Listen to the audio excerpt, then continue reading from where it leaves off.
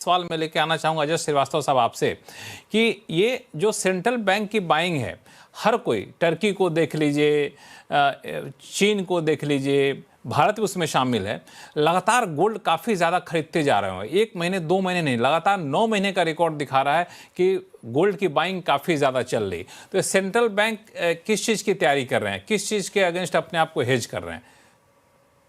वही जो बातें हम लोग अभी तक करते आए थे। देखिए, चाइना का एक्सपोर्ट सरप्लस है दुनिया के ऊपर। वो क्या करते थे पहले, अपने एक्सपोर्ट सरप्लस को वो यूएस के ट्रेजरी बॉन्ड में निवेश कर देते थे। अब उनको लग रहा है कि वहाँ इतना इंटरेस्ट मिलेगा नहीं, क्योंकि बार बार वो रेट कट्स की बात कर रहे हैं और यूएस वैसे ही बहुत सारे एक्शन चाइना अगेंस्ट ले रहा है टू पनिश यूएस। और आई कैन से कि उनको लगता है बेहतर रिटर्न मुझे कहीं और मिलेंगे, वो लोग सोने में कर रहे हैं। और ये जो लॉजिक है, ये सबके ऊपर एक्सटेंड किया था, अब चाहे भारत हो, चाहे टर्की हो, चाहे जो भी हो। तो पहले बहुत लोग सेफली, अगर कुछ भी रिजर्व, कुछ भी एक्स्ट्रा पैसे होते थे, जाकर यूएस ट्रेजरी बॉन्ड खरीद लेते थे। इंडिया भी खरीद लेता था। बट अभी सब कुछ led by China and Japan, सब लोग जो है थोड़े से वहां पैसे रख रहे हैं और बाकी इधर उधर खर्च कर रहे हैं। और मोस्टली जो है सबसे बड़ी कमोडिटी गोल्ड है जो कि वो खरीद रहे हैं। तो ये शो करता है कि जनरली जो परसेप्शन बन रहा है कि आगे आने वाले दिन जो है वो थोड़े शेकी हैं। केवल ये मेरे हिसाब से बन। तो ये कहीं ट्रम्प साहब की नाराजगी के पीछे ये की वजह तो ये नहीं है कि हमारे तुम लोग बॉन्ड खरीद नहीं रहे हो, गोल्ड खरीदे जा रहे हो, खरीदे जा रहे हो? तो देखिए, आपको याद है कि ट्रम्प साहब ने लिबरेशन डे टैरिफ लगाए थे 2 अप्रैल को, और सडनली उन्होंने 9 अप्रैल को वो टैरिफ पोस्टपोन कर दिए थे 90 दिन के लिए। ऐसा क्यों हुआ था? 7 दिन में ऐसा क्या हो गया? तो चाइना और जापान ने $1 ट्रिलियन से अधिक के ट्रेजरी बॉन्ड बेच दिए। तो उससे यूएस का स्टॉक मार्केट बहुत नीचे आ गया और काफी प्रॉब्लम्स हो गई यूएस की इंटरनल इकोनॉमी में। और ट्रम्प जो है उनको फोर्स हो गए वो कि 90 दिन के लिए अपने सारे प्रोग्राम पोस्टपोन करने के लिए। तो ये पावर है। और कंट्रीज की जिनके पास में डॉलर रिजर्व्स हैं, वो यूएस में रिजर्व आपके यहाँ नहीं करेंगे और वो गोल्ड लेंगे और चीजों में इन्वेस्ट करेंगे। कुणाल शाह साहब को जोड़ना चाह रहे थे।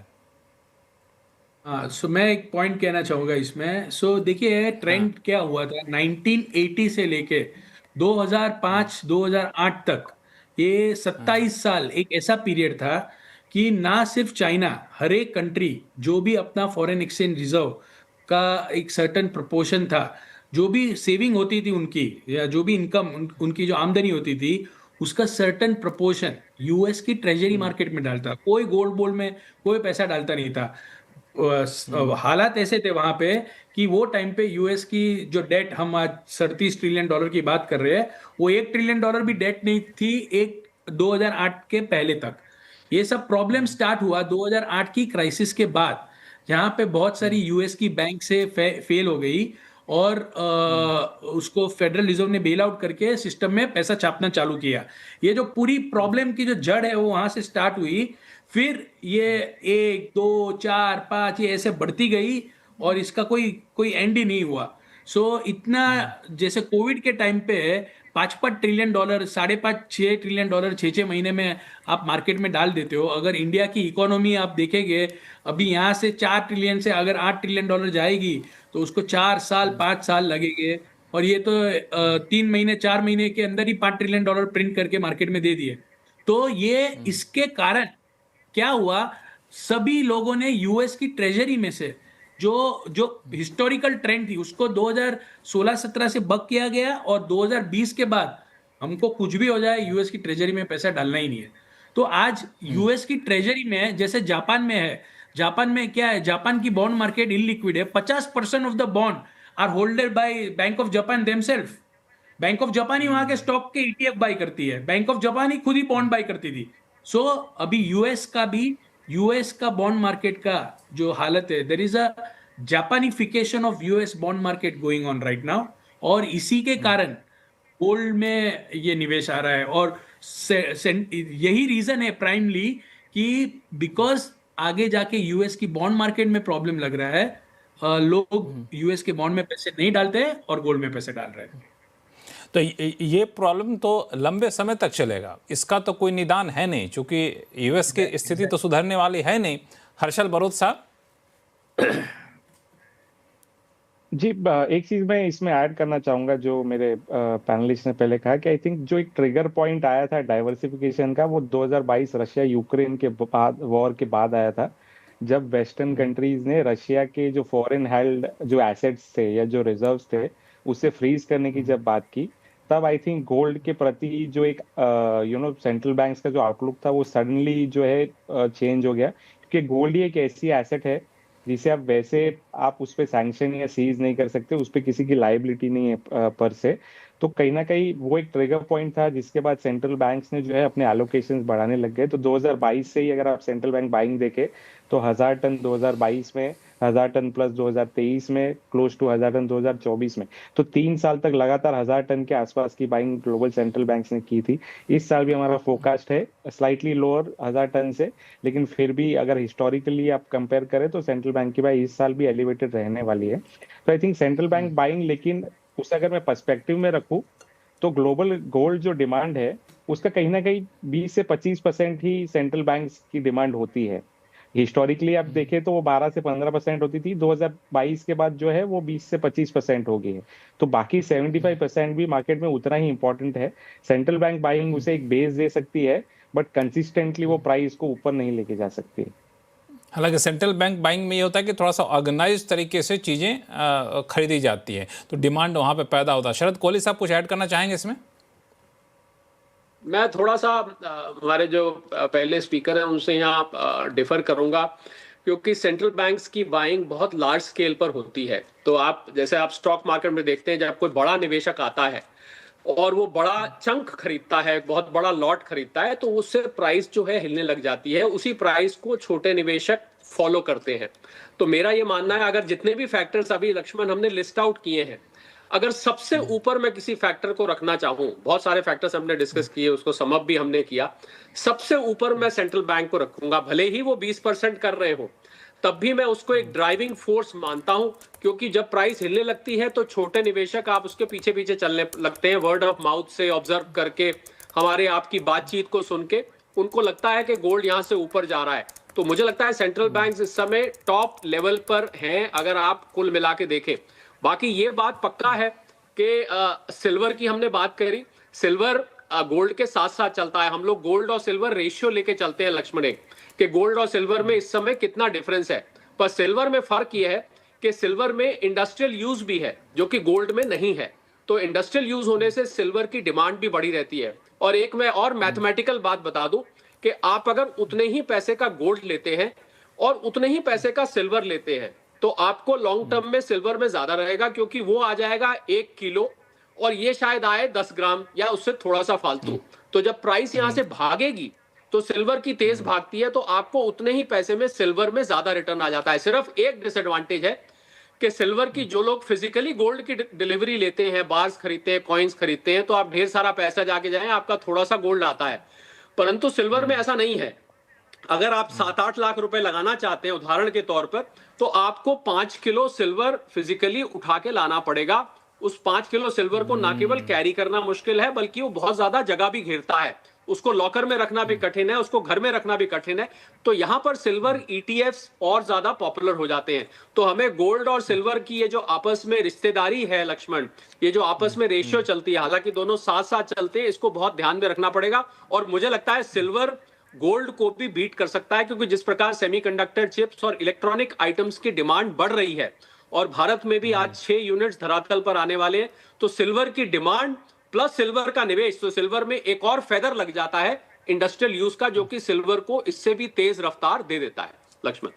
हालांकि कुछ निश इंडस्ट्री में गोल्ड का भी इस्तेमाल होता है अलग अलग तरीके से, लेकिन इसमें कुणाल शाह साहब आप, हाँ कुणाल शाह साहब आपका मैं फोकस चाहूँगा, क्योंकि इन्होंने 2 रिश्तेदारों का नाम गिना दिया, गोल्ड और सिल्वर। अब ये बताइए कि आपको कौन सा रिश्तेदार ज़्यादा अच्छा लग रहा है आज की तारीख में?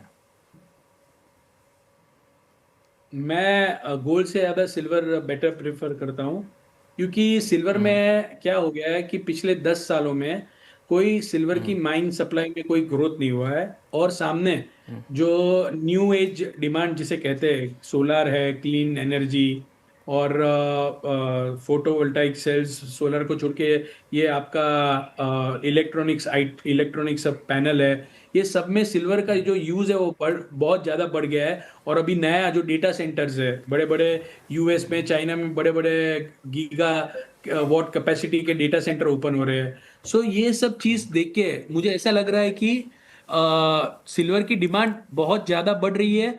और सप्लाई में मेक्सिको जो 25% सिल्वर प्रोड्यूस करता है, वहाँ पे जो वहाँ की टॉप माइंस है वो एग्जॉस्ट हो रही है। वहाँ पे जो माइन में से जो सिल्वर के ओर निकलते हैं उसकी क्वालिटी डिट्रियोट होती जा रही है। तो जो पुरानी माइंस है वो एग्जॉस्ट हो रही है, नई माइनिंग सप्लाई डिमांड के हिसाब से बढ़ नहीं रही है, और इसका इंडस्ट्रियल यूजेज बहुत एग्रेसिवली बढ़ता हुआ नजर आ रहा है। सो ये एक परफेक्ट स्टॉर्म है। ऑलरेडी सिल्वर 50% बढ़ गया है लास्ट 2 महीने में ही, बट कोई भी करेक्शन आता है तो उसमें silver is a must buy. Silver का एक्चुअल कुणाल डिमांड साहब, सप्लाई से बहुत हाँ, तेजी ये का जो आउटलुक। आपने ये जो नई माइनिंग नहीं है, नए माइनिंग लाइन नहीं है, ये जो आपने बात कही, ये फैक्टर तो गोल्ड पे भी लागू होता है। गोल्ड में सर प्रॉब्लम ये नहीं है कि जो माइंस है वो एग्जॉस्ट हो चुकी है और क्वालिटी और नहीं आ रही है। सो गोल्ड का जो पूरा स्टोरी है, अगर मैं पिछले 4 साल में सेंट्रल बैंक का बाइंग जो 1000 टन है वो 500 टन ही करता हूँ फॉर एग्जाम्पल, तो गोल्ड में डिमांड साइड स्टोरी है ये। गोल्ड में सप्लाई शॉर्टेज नहीं है, सिल्वर में डिमांड साइड स्ट्रांग है और सप्लाई साइड कमजोर होती आ रही है। तो सिल्वर में परफेक्ट स्टॉर्म है कि सप्लाई, देखिए कमोडिटी का एक सिद्धांत रहता है कि शॉर्टेज का कोई प्राइस नहीं होता है। तो सिल्वर में शॉर्टेज है तो कोई कहेगा कि सिल्वर 2.25 लाख रुपया हो जाएगी या 2 लाख हो जाएगी। मैं मानता हूं वो प्रिडिक्ट करना इम्पॉसिबल है, क्योंकि जब तक सप्लाई साइड ठीक नहीं होती है तब the spike which silver can go to, it is very difficult to forecast. तो सिल्वर मुझे डिमांड सप्लाई इक्वेशन को देखते हुए बहुत ज्यादा अट्रैक्टिव नजर आ रही है। हाँ, ये हर्षल बरोज साहब, ये सिल्वर आपको भी अट्रैक्टिव लग रहा है ज़्यादा? जी बिल्कुल, आई थिंक प्योरली अगर आप रिलेटिवली देखें तो एक सीधा सीधा अगर आप कंपैरिजन करें कि गोल्ड ने तो नए हाईज पे नए हाईज बनाए, सिल्वर अभी भी अपना जो पुराने हाई है अभी तक उसने ब्रेक नहीं किया है। तो आई थिंक उस सेंस से डेफिनेटली सिल्वर अट्रैक्टिव है। और जैसे तो पहले भी मेंशन हुआ पैनलिस्ट से कि कहीं ना कहीं इंडस्ट्रियल जो प्रोफाइल है सिल्वर का, कहीं ना कहीं वो उसका अट्रैक्टिवनेस बढ़ाता है। हमारे डेटा के हिसाब से लास्ट 4 सालों से कंटिन्यूसली सिल्वर मार्केट डेफिसिट में है। इंडस्ट्रियल यूज उसका नए रिकॉर्ड्स हर साल बनाते जा रहा है। तो ये सब फैक्टर्स डेफिनेटली है। पर एक निवेश के हिसाब से एक चीज डेफिनेटली ध्यान में रखनी चाहिए कि सिल्वर बहुत ही ज्यादा हाईली वॉलेटाइल है। तो अगर इन्वेस्टमेंट एपेटाइट आपका जो है, अगर आपका हाई रिस्क एपेटाइट नहीं है, तो कहीं ना कहीं आपको सिल्वर में एलोकेशन रिलेटिव टू गोल्ड कम रखना चाहिए। अगर आप हाई बीटा अगर हाई वॉलेटिलिटी अगर आप जो है बेयर कर सकते हैं सिल्वर की, तो डेफिनेटली उसका आउटलुक अच्छा है। बट सिल्वर में वॉलेटिलिटी जो है वो गोल्ड से बहुत गुना ज्यादा है। तो वो चीज से डेफिनेटली इन्वेस्टर्स को ध्यान में रखनी चाहिए। ये वोलेटिलिटी ज़्यादा है तो शॉर्ट टर्म इन्वेस्टर इसकी चिंता करें कि लॉन्ग टर्म वाले को भी चिंता करना चाहिए?